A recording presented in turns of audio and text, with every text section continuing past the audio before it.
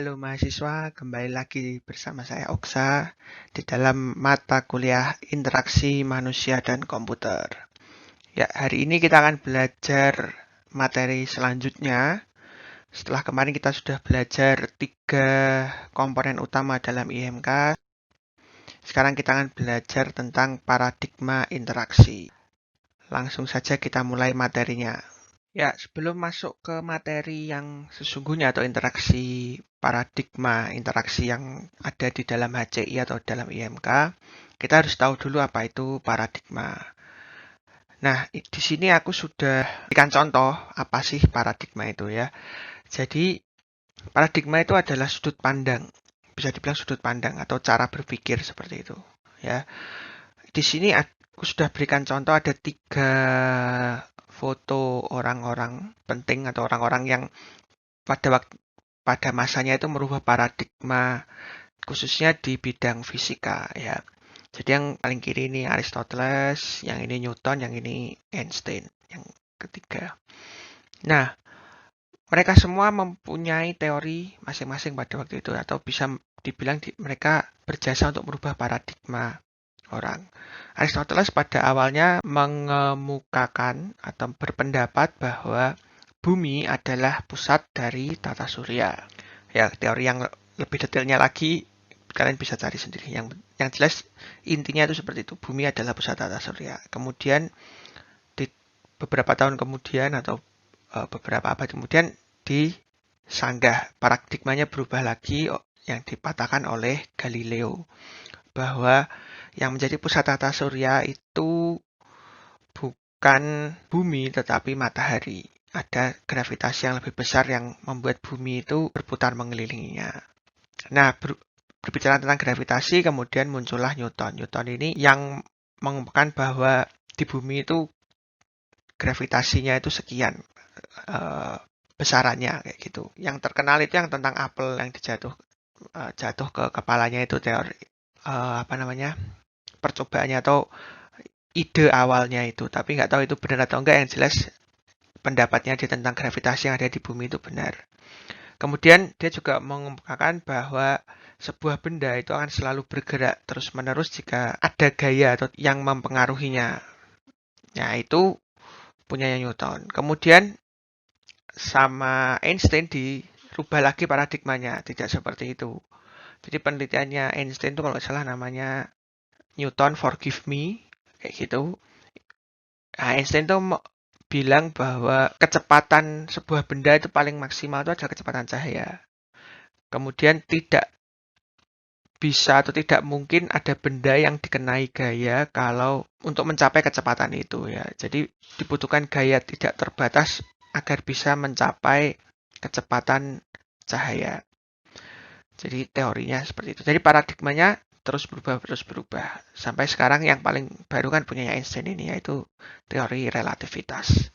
Intinya tuh seperti itu. Jadi ada perubahan sudut pandang, perubahan cara berpikir. Nah, itulah disebut dengan paradigma ya, perubahan paradigma. Nah, ini juga ya nanti akan terjadi di dalam dunia interaksi manusia dan komputer. Ada beberapa paradigma nanti kita akan coba lihat satu persatu. Ya, jadi kalau kita ingin mempelajari HCI, sejarahnya HCI ini atau sejarahnya IMK ini kita seharusnya belajar tentang perubahan paradigmanya ya, paradigma shift-nya ini, perubahan paradigma dalam dunia komputernya. Jadi zaman dulu orang-orang tuh berbeda menggunakan komputer ataupun teknologinya berbeda jauh dengan yang sekarang gitu. Kemudian nanti yang kita bahas ini mungkin nggak semua paradigma akan muncul, cuman ini sebagian besar sudah muncul gitu ya.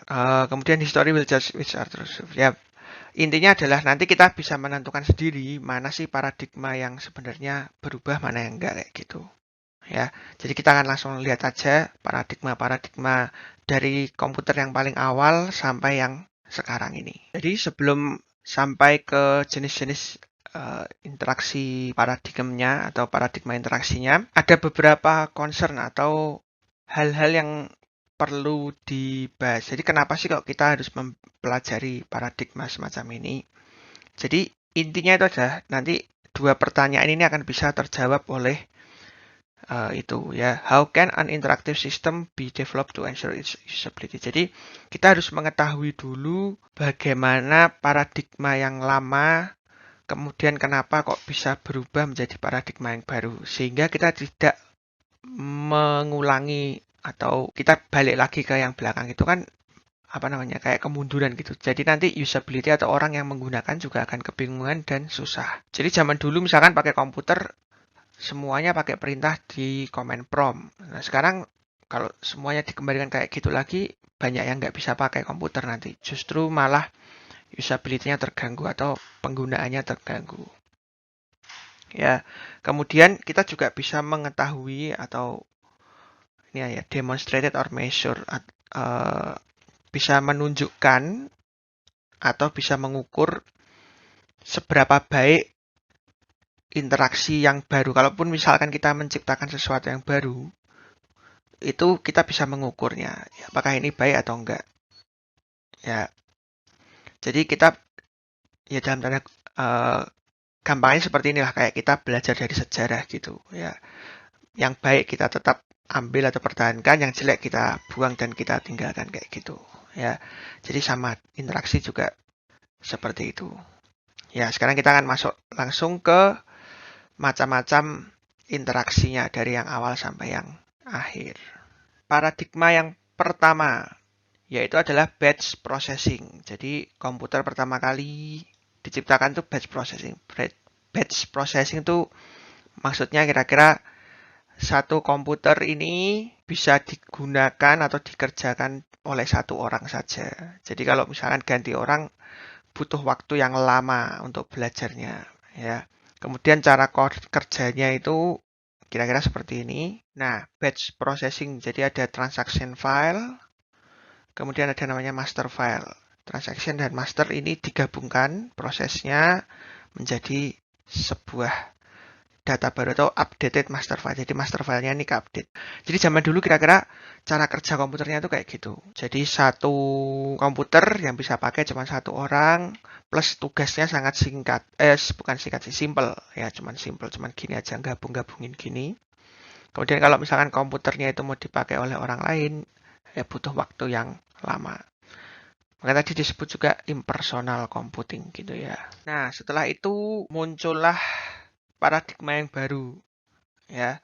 Jadi paradigma ini juga disusun dari kemampuan teknologi pada zaman itu gitu.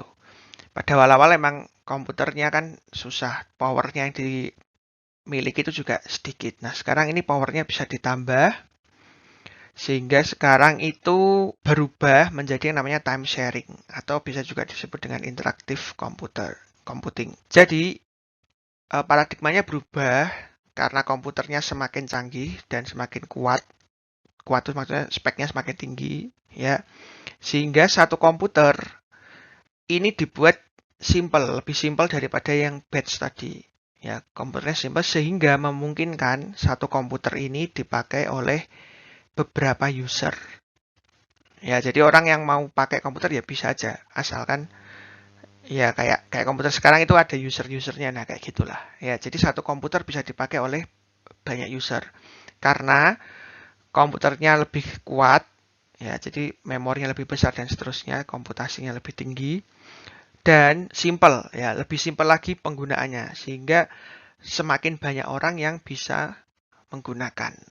Ya, kayak gitu. Itu time sharing. Ya, ini contohnya ya gambarnya. Jadi langsung orang menggunakan satu komputer, ini langsung dipakai oleh ceritanya bertiga kayak gitu. Jadi ini langsung dipakai. Jadi ini disebut dengan time sharing. Ini paradigma kedua ya. Jadi awal tadi batch, yang kedua kemudian ada yang namanya time sharing. Dan semakin berkembang lagi. Jadi komputernya ini nggak hanya multi user saja, ya, tapi komputernya ini bahkan bersatu semua atau maksudnya berkomunikasi semua ya. Jadi komputernya sudah multi user, bisa dipakai oleh banyak orang. Kemudian tiap komputer ini bisa berhubungan, ya, bisa memberikan data dan seterusnya, kirim data. Ya, biasa disebut dengan networking atau community computing. Jadi semuanya ini berhubungan ya. Nah, ini disebut dengan networking. Kemudian paradigma selanjutnya itu adalah personal computing atau microprocessor. Jadi personal computing ini ditandai dengan munculnya yang namanya microprocessor. Microprocessor itu berarti ya ada prosesor tapi yang kecil-kecil itu. Sehingga kemampuan komputer yang biasanya besar itu semakin kecil ya ukurannya. Biasanya komputernya besar semakin kecil, makanya muncul yang kayak semacam tablet dan seterusnya itu. Ya, karena ditemukannya mikroprosesor ini.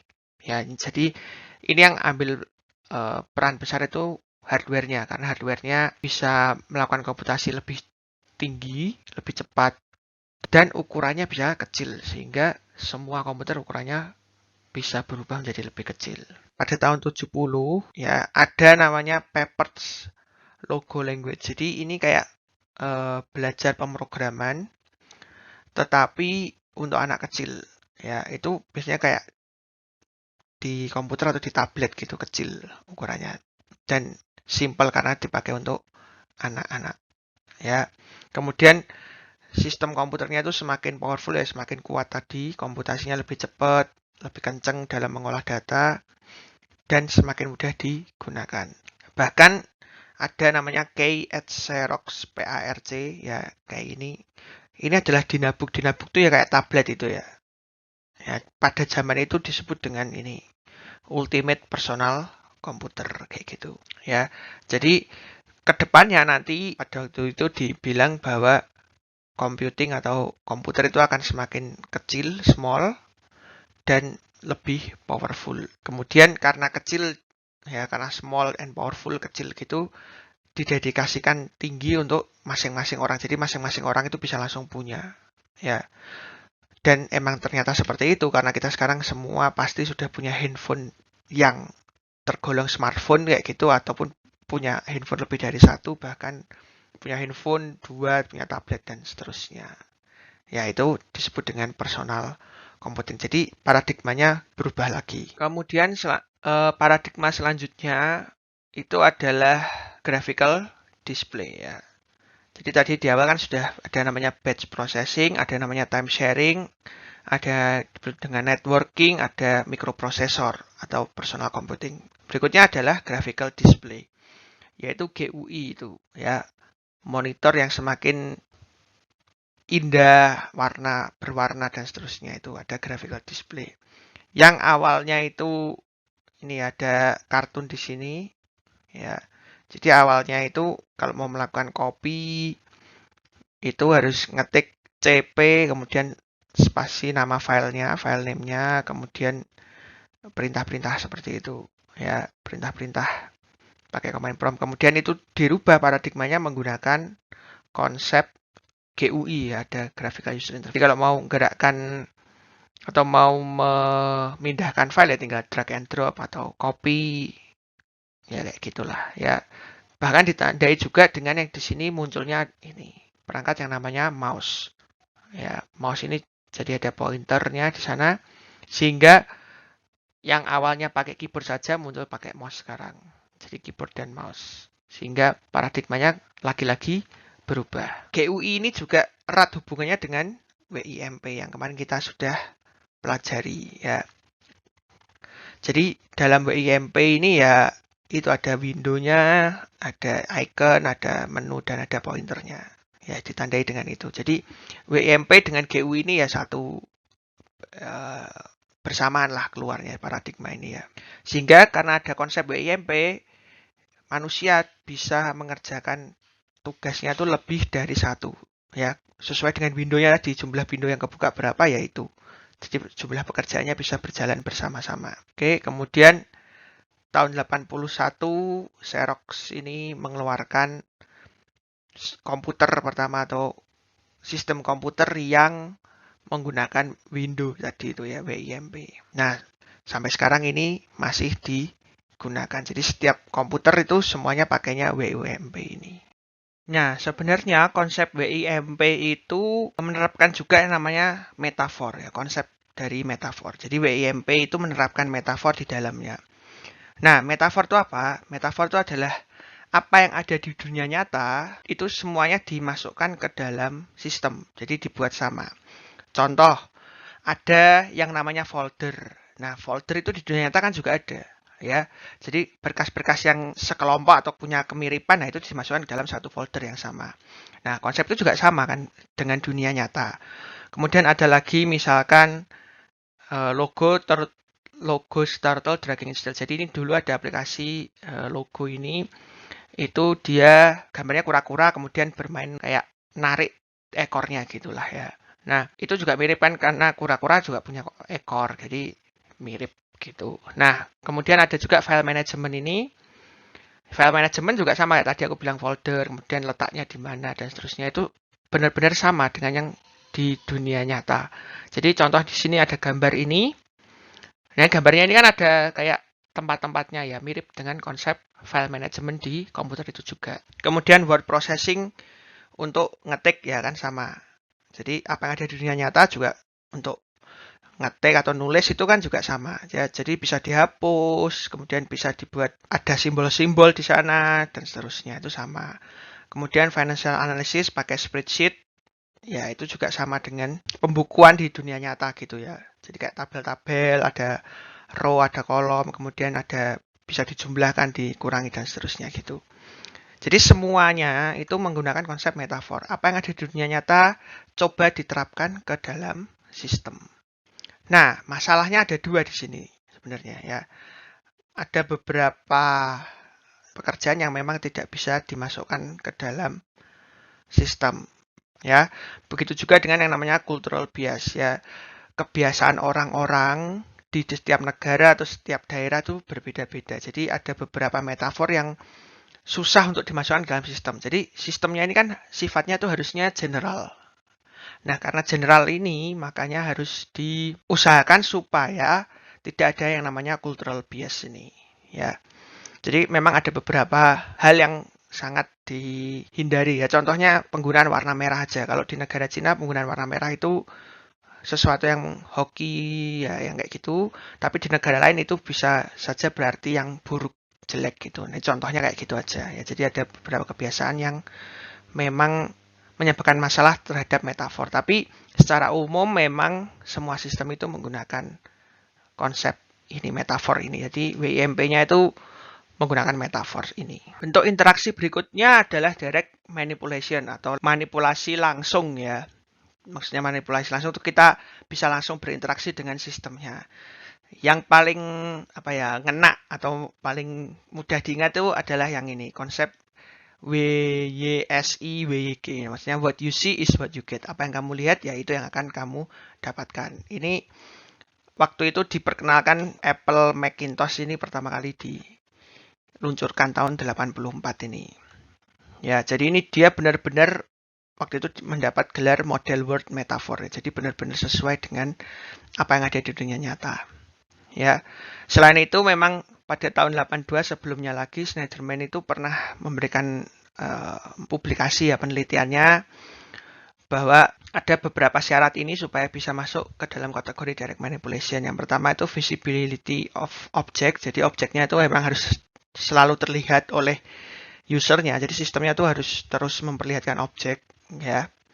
Kemudian incremental action and rapid feedback ya, feedback atau respon dari sistem itu sebaiknya secepat mungkin supaya usernya itu tahu sistemnya lagi ngapain kayak gitu ya.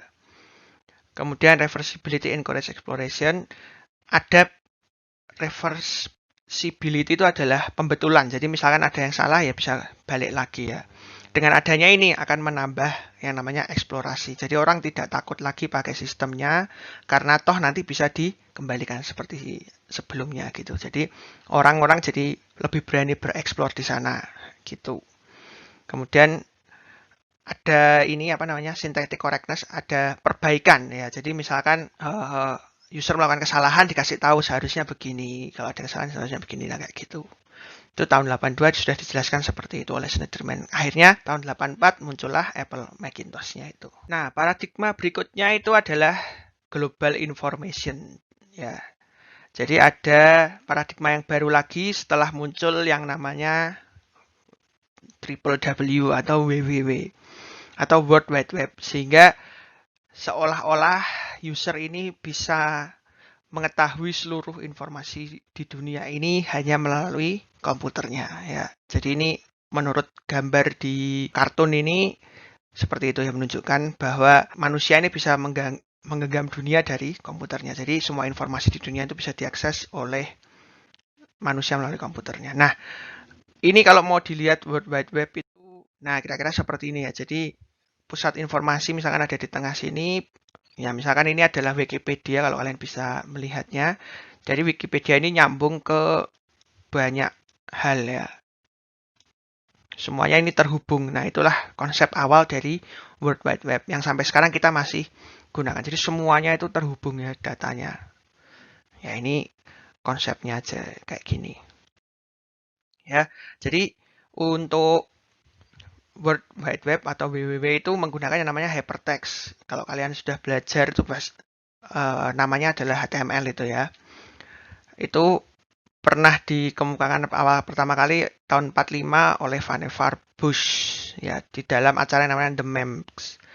Ini kemudian pada waktu itu tahun 60, mid 60 ya, tahun 60, pertengahan tahun 60 itu Nelson mendeskripsikan bahwa hypertext ini adalah browsing structure. Jadi semuanya nanti di dunia itu dia umumkan itu akan menggunakan hypertext ini sebagai sesuatu yang digunakan untuk melakukan browsing ya pada waktu itu. Tapi bahkan dia mengumumkan bisa juga untuk hypermedia dan multimedia. Semuanya pakai hypertext pada waktu dia bilang seperti itu. Tetapi memang pada waktu itu masih dibilang ini cuma ngimpi aja nih. Ya, semuanya masih dibilang ngimpi. Padahal sekarang terbukti benar kalau semuanya sekarang pakai hypertext. Ya, jadi HTML itu adalah closed system sebenarnya ya. Hypertext ya, termasuk dalam sistem yang tertutup, nggak bisa diakses, maksudnya nggak bisa diotak-atik oleh orang banyak, jadi bukan kayak open source gitu, tapi dia tertutup sifatnya. Tapi dia tuh simple dan menggunakan protokol yang umum, yaitu HTTP. Awalnya HTTP, sekarang sudah ada yang namanya HTTPS yang secure. Kemudian dia akan menggunakan namanya HTML, markup language untuk menampilkan datanya. Ya, sampai yang sekarang ini adalah CSCW, Computer Supported Cooperative Work. Ini yang paling baru lah, yang paling sekarang lagi digunakan itu ya. Jadi ini adalah bisa dibilang cloud lah, cloud computing itu. Contohnya ini kayak misalkan kalian nyimpen data di Google Drive. Kalian nggak tahu disimpan di komputer Google yang mana, komputer pastinya di mana, yang jelas datanya selalu ada di sana kan gitu. Itulah konsep dari cloud atau CSCW ini ya. Bahkan komputer itu yang pakai siapa saja juga kita kan nggak tahu. Banyak, bisa aja di komputer yang sama dipakai oleh 1000 orang yang lain, bisa juga dipakai 100 orang, kita juga nggak tahu. Pokoknya kita minta datanya ya pasti ada, tersedia. Walaupun kita nggak tahu sebenarnya disimpan di komputer yang mana, kayak gitu. Jadi CSCW ini remove bias ya, menghilangkan hal itu. Jadi kita nggak tahu, komputer itu sudah pasti nggak single user dan usernya ini juga bisa pakai di semua komputer, nggak tahu di mana juga gitu. Nah, yang paling kerasa itu ya adanya electronic mail ini ya. Jadi email itu kan datanya kita sebenarnya tersimpan di komputer, tapi kita nggak tahu komputernya di mana. Gitu. Dan komputer yang dipakai itu dipakai oleh user berapa orang juga kita nggak tahu. Ya, itulah konsep dari CSCW. Juga sering juga dengan ubiquitous computing atau ya cloud tadi itu.